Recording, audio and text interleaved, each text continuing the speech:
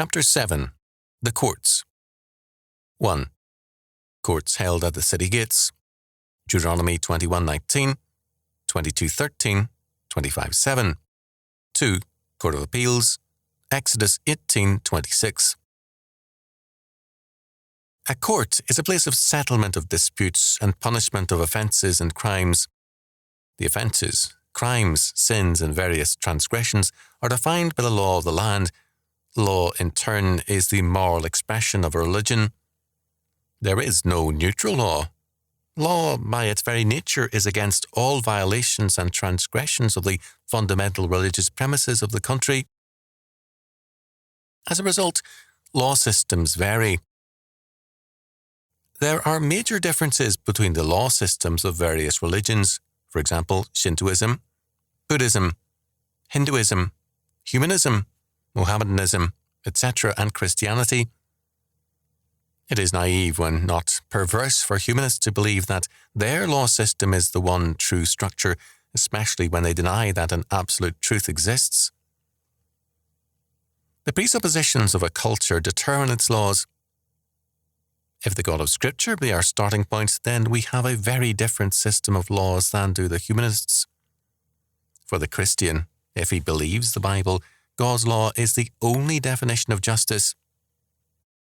For the humanist, man's developing awareness of his existentialist being and the relative nature of all things defines law for him, or tentatively so.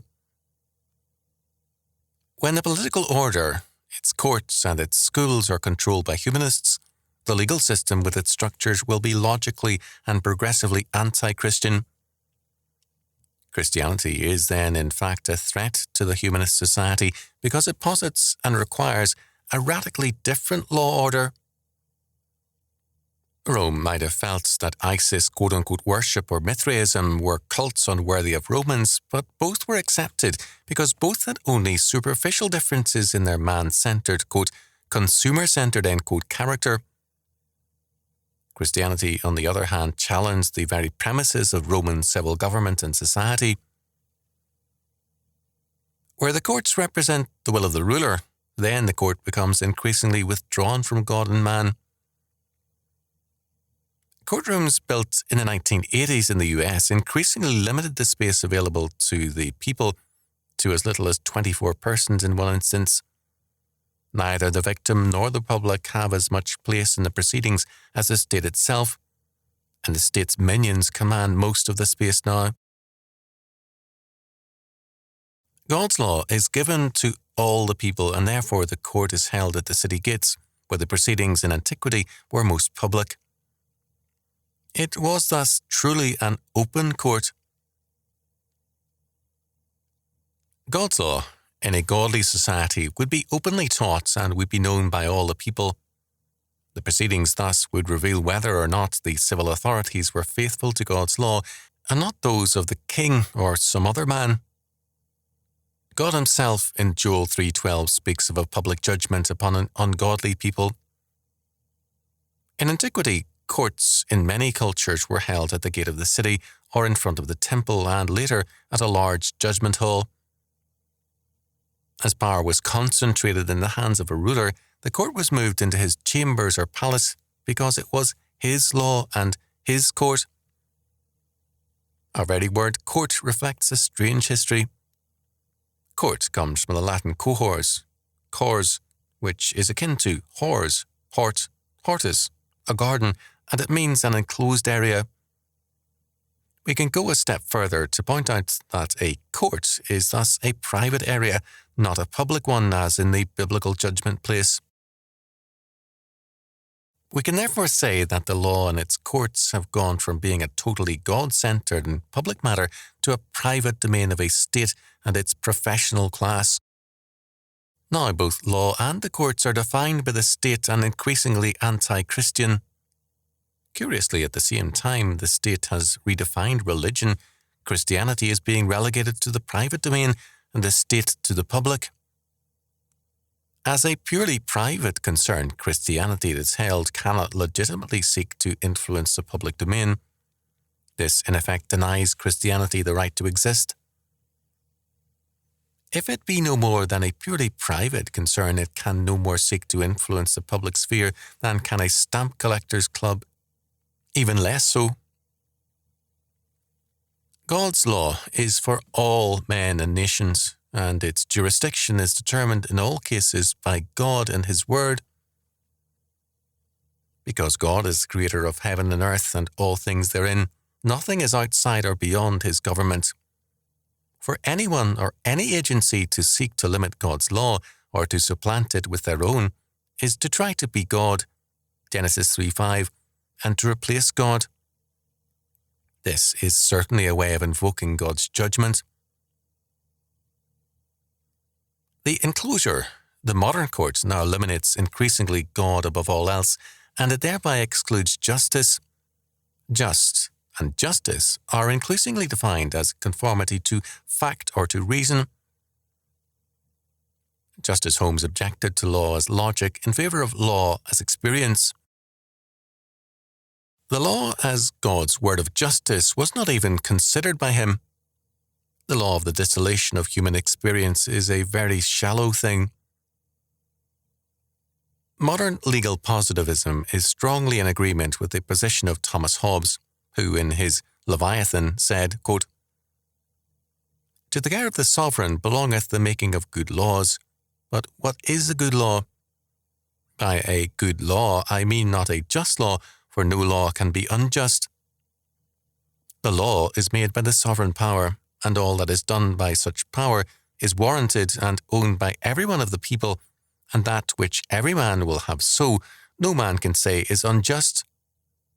It is the laws of a commonwealth, as in the laws of gaming.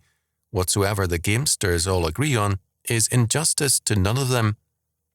A good law is that which is needful for the good of the people, and withal perspicuous." End quote. Rousseau was in the air long before his time. Despite his dissimilarities to Hobbes, both were in a common tradition. Hobbes, first of all, sees no law as unjust. This is an amazing statement, certainly for a man of his time. Second, a law is the will of the sovereign power, for him the king. Third, the people give assent to the law, but how in a kingdom of Hobbes's day could they veto it?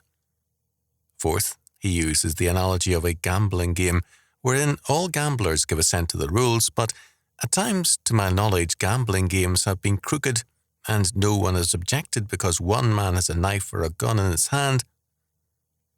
Does this make the game honest? The modern state makes the law, and dissent is beyond the ability of most people. When Pilate said to Jesus, "What is truth?" John 18:38, he was probably not the first and certainly not the last judge to express content or doubt concerning truth and justice. From non-Christian courts, what else can we expect? And, given the fact of man's fallen nature, it is difficult enough to expect justice from Christian courts, but we have no other hope, and we must work patiently and faithfully to establish godly courts. Because the court is God-ordained, it must represent God and His law, not man. Justice is God's concern, whereas fallen men seek their advantage. Redeemed men are sinful still, and they cannot be trusted to represent anything other than God and His law, and then cautiously and with checks and balances. Because man's basic desire and his original sin is to be his own God and to determine for himself what is good and evil, law and morality, man is dangerous when left to his own devices. Courts are now a part of the state and its bureaucracy. In 1 Corinthians 6:1 following, the court St. Paul requires, in terms of God and His law, is made up of godly men, but it is neither an aspect of church or state, but the representative of God's justice. In 1 Corinthians 6:9 and 10, St. Paul makes clear that the unrighteous or unjust, the ungodly, shall not inherit the kingdom of God. How then can they administer God's justice? How can men who are unrighteous, fornicators, idolaters, adulterers, effeminate homosexuals or sodomites, covetous men, drunkards, revilers or extortioners, quote, inherit the kingdom of God? Such men cannot administer justice because justice is only possible by means of God's law. To expect justice from the ungodly is to expect grapes from thorns. Matthew 7:16. Jeffrey Norman has described the radical injustice common to U.S. administrative courts. The Environmental Protection Agency charges men but allows no defense, only a guilty plea. Norman reports on the case of an environmentalist dedicated to cleaning up pollution who was taken to court by an agency created by Vice President Al Gore to save the environment. Men so charged, Bill Midhother said, quote, "don't have any of those rights, the right of a criminal to face his accuser and to be judged by a jury of his peers. PRPs, potentially responsible parties, don't. Criminals get specific punishment, so many years in jail.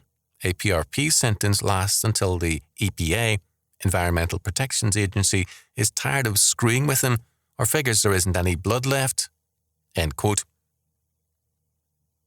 The more recently created the courts, as of the 1990s, the further it is from God and justice. A return to justice will not come with a change of presidents and members of Congress, but only with a return to the God of Scripture. We have abandoned God's Saviour and God's law. As a result, we have been importing hell from eternity into time.